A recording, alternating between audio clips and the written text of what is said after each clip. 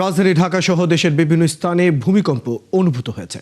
রাত 11:36 দিকে কয়েক সেকেন্ড স্থায়ী হয় এই কম্পন।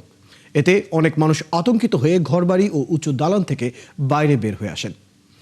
তবে ভূমিকম্পের তাৎক্ষণিকভাবে কোনো ক্ষয়ক্ষতির খবর পাওয়া যায়নি। এ বিষয়ে অ্যান্ড্রয়েড আর্থকোয়েক অ্যালার্ট সিস্টেম জানায়, ভুটানের পুনাখার 5 কিলোমিটার দূরে এর উৎপত্তিস্থল। রিক্টার স্কেলে এর মাত্রা ছিল 5.3।